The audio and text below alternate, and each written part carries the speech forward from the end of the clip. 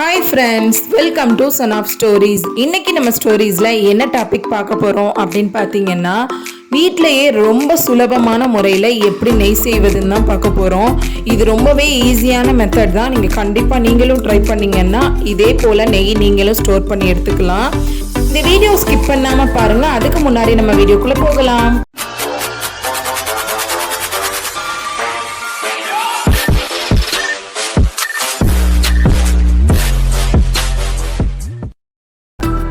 கிச்சனுக்குள்ள வந்தாச்சு. இது எப்படி செய்யலாம் அப்படிங்கிறத பார்க்கறதுக்கு முன்னாடி நம்ம இந்த மாதிரி பால் யூஸ் பண்ணும்போது அதில் வரும் இல்லையா பாலாடை, அந்த பாலாடையை நம்ம இந்த மாதிரி ஸ்டோர் பண்ணி வச்சோம்னா நம்ம நெய் ஈஸியாக எடுத்துடலாம். நான் இது கிட்டத்தட்ட ஒரு 25 டேஸ்லேருந்து 30 டேஸ் வரைக்கும் ஸ்டோர் பண்ண பாலாடை தான். இதை வச்சு நம்ம எப்படி இப்போ ப்ரிப்பேர் பண்ண போகிறோம்னு பார்க்க போகிறோம். ஒரு மிக்சி ஜார் எடுத்துருக்கேன். மிக்சி ஜாரில் நம்ம கலெக்ட் பண்ணி வச்சுருந்த பாலாடையை அது கூட சேர்த்துக்கலாம். சேர்த்துட்டு இது நார்மல் வாட்டரில் நம்ம கிரைண்ட் பண்ணுறதை விட இந்த மாதிரி ஐஸ் க்யூப் போட்டு நம்ம கிரைண்ட் பண்ண போகும்போது நம்ம ஈஸியாக வெண்ணெயை நம்ம எடுத்துடலாம். இப்போ பார்த்தீங்கன்னா ஒரு 20லேருந்து 25 மினிட்ஸ் நம்ம கிரைண்ட் பண்ணால் போதும். நம்ம கிரைண்ட் பண்ணும்போதே நம்மளுக்கு தெரியும் அந்த ஐஸ் க்யூபோட அது கிரைண்ட் ஆகும்போது அது நல்லாவே திரண்டு மேலே இருக்கும். இதுக்கு இடையிலே நீங்கள் ஒரு 10 மினிட்ஸ் மட்டும் பல்ஸ் பண்ணிங்கன்னா நீங்கள் ஃப்ரெஷ் க்ரீம் நம்ம யூஸ் பண்ணிக்கலாம். நீங்கள் இப்போது ஃப்ரெஷ் க்ரீம் யூஸ் பண்ணுறவங்களா இருந்தீங்கன்னு சொன்னால் ஒரு 10 மினிட்ஸில் மட்டும் நீங்கள் பல்ஸ் பண்ணிங்கன்னா ரொம்பவே க்ரீமியாக வரும். அப்போ நீங்கள் ஆஃப் பண்ணிவிட்டு நீங்கள் ஸ்டோர் பண்ணி யூஸ் பண்ண ஆரம்பிச்சிடலாம். நம்ம இது வெண்ணெய் எடுக்கிறதுங்கிறனால 20 மினிட்ஸ் நான் விடாமல் கிரைண்ட் பண்ணேன். இப்போ பார்த்தீங்கன்னா சூப்பராகவே வெண்ணெய் திரண்டு வந்துருச்சு.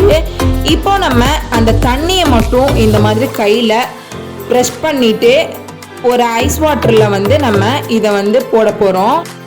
இதே மெத்தடில் நம்ம இருக்கிற வெண்ணெய் எல்லாத்தையும் இந்த மாதிரி நல்லா கைனால் ப்ரஷ் பண்ணிவிட்டு நம்ம ஐஸ் வாட்டரில் சேர்த்துட்டே வரணும்.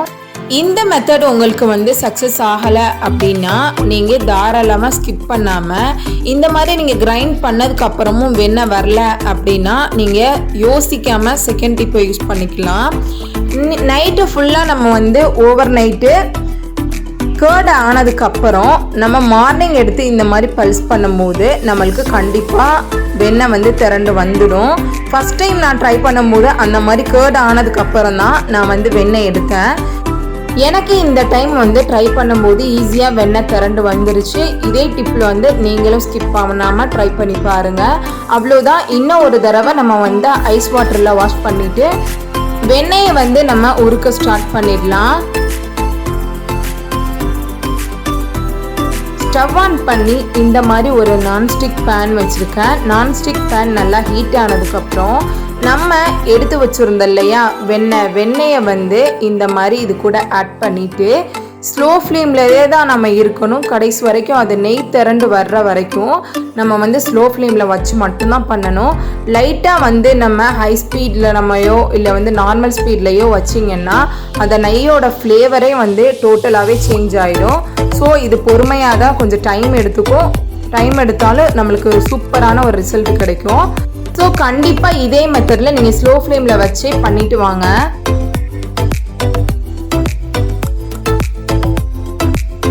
இது பார்த்தீங்கன்னா கிட்டத்தட்ட ஒரு 1/2 அன் ஹவர் கிட்டே எடுத்துக்கும். 1/2 அன் ஹவர் மேலே கூட எடுக்கும். நீங்கள் அவசரம் இல்லாமல் ஸ்லோவாகவே பண்ணுங்கள். இந்த ஸ்டேஜ் வரும்போது நம்ம என்ன செய்யணும்னா இது கூட இந்த மாதிரி நல்ல ஒரு ஃப்ளேவர் கொடுக்கும். இந்த நெய்க்கு பெஸ்ட்டான ஒரு ஆப்ஷனல் கேட்டாலே இந்த முருங்கை இலை தான். இந்த முருங்கை இலை நம்ம ஆட் பண்ணி பண்ணும்போது ரொம்பவே அதோட டேஸ்ட்டும் சரி அதோட ஸ்மெல்லும் சரி ரொம்ப சூப்பராக இருக்கும். ஒரு சில பேர் கல்லுப்பு அப்புறம் கருவேலை சேர்ப்பாங்க. அதை சேர்க்குறத விட பெஸ்ட்டான ஒரு டிப் என்னென்னா இந்த மாதிரி முருங்கை இலை நீங்கள் சேர்க்கும்போது இந்த ஃப்ளேவர் இன்னும் எக்ஸ்ட்ராடினரியாக சூப்பராக இருக்கும். கண்டிப்பாக ஸ்கிப் பண்ணாமல் இந்த மெத்தடில் நீங்கள் முருங்கை இலை சேர்த்துக்கோங்க. முருங்கை இலை இந்த மாதிரி நல்லா பொரிஞ்சு வர்ற வரைக்கும் நம்ம வெயிட் பண்ணணும். நம்ம நுரை எல்லாமே வற்றி இந்த மாதிரி பொரிஞ்சு வந்ததுக்கப்புறம் நம்ம ஸ்டவ் ஆஃப் பண்ணிடலாம். கொஞ்சமாக ஆற விட்டுட்டு அப்புறம் நம்ம இந்த மாதிரி ஒரு ஃபில்டர் பண்ணி எடுத்துக்க போகிறோம்.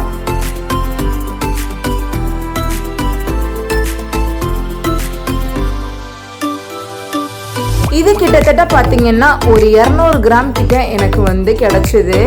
1 மந்த்துக்கு நான் கலெக்ட் பண்ணது கிட்டத்தட்ட 200 கிராம் கிட்ட நம்மளுக்கு வந்து கிடைக்கும். நீங்கள் எனக்கு வந்து நெய் வேணாம், நீங்கள் வந்து வெண்ணெய் யூஸ் பண்ணுறவங்களா இருந்தீங்கன்னு சொன்னால் நீங்கள் வந்து நெய்யை உருக்குறதுக்கு முன்னாடி அந்த வெண்ணெய் எடுக்கிறோம் இல்லையா, அந்த வெண்ணெயை நம்ம ஸ்டோர் பண்ணி யூஸ் பண்ண ஆரம்பிச்சிடலாம். நம்மளுக்கு ரொம்பவே சூப்பரான ஒரு ஸ்மெல்லோட சுத்தமான நெய் நம்ம வீட்டிலேயே ரொம்ப ஈஸியான ஸ்டெப்பில் நம்ம பண்ணி முடிச்சிட்டோம். கண்டிப்பாக இதை வந்து நீங்கள் ட்ரை பண்ணி பாருங்கள், உங்களுக்கு ரொம்பவே யூஸ்ஃபுல்லாக இருக்கும். நம்ம கடையில் வாங்குறத விட இந்த மாதிரி வீட்டில் செஞ்சு சாப்பிட்றதுனால ரொம்பவே உடம்புக்கு ஹெல்த்தும் கூட, ரொம்பவே டேஸ்டாகவும் இருக்கும். கண்டிப்பாக ட்ரை பண்ணுங்கள். இந்த நெய் நம்ம செஞ்சதுக்கப்புறம் இதை வந்து நம்ம ஃப்ரிட்ஜில் வந்து ஸ்டோர் பண்ணணும் அப்படின்னு கேட்டிங்கன்னா தேவையே இல்லை. இது வந்து வெளியிலேயே நம்ம நார்மலான டெம்பரேச்சர்லேயே வந்து 2 மந்த்து 3 மந்த்து கிட்ட நம்ம வச்சுக்கலாம். ஒரு சில பேர் ஃப்ரிட்ஜில் வைக்கிறனாலும் வச்சுக்கலாம், வெளியில் வச்சா கிட்டு போகாது. வீடியோவை ஸ்கிப் பண்ணாமல் ஃபுல்லாக பாருங்கள். நாம் எப்போதுமே பாலாடையை வந்து வேஸ்ட்டு தான் பண்ணுவோம். மோஸ்ட் ஆஃப் ரொம்ப ரேர் தான் பாலாடை சாப்பிட்றவங்க. நம்ம பாலாடையை வந்து ஃபில்டர் பண்ணதை விட இந்த மாதிரி ஸ்டோர் பண்ணி நம்ம வந்து நெய் செஞ்சோன்னா ரொம்பவே ஹெல்த்தும் கூட டேஸ்ட்டும் கூட. கண்டிப்பாக ட்ரை பண்ணுங்கள். இந்த வீடியோ உங்களுக்கு பிடிச்சிருக்குன்னு நம்புகிறேன். இந்த வீடியோ உங்களுக்கு பிடிச்சிருந்தா லைக் பண்ணுங்கள், ஷேர் பண்ணுங்கள், சப்ஸ்கிரைப் பண்ணுங்கள், பக்கத்தில் இருக்க பெல் ஐக்கனையும் கிளிக் பண்ணுங்கள். அப்போ தான் நம்ம போடுற இன்ட்ரெஸ்டிங்கான புது வீடியோஸ் எல்லாமே உங்கள் நோட்டிஃபிகேஷனில் வந்து டெலிவரி ஆகும். தேங்க்ஸ் ஃபார் வாட்சிங். Bye bye.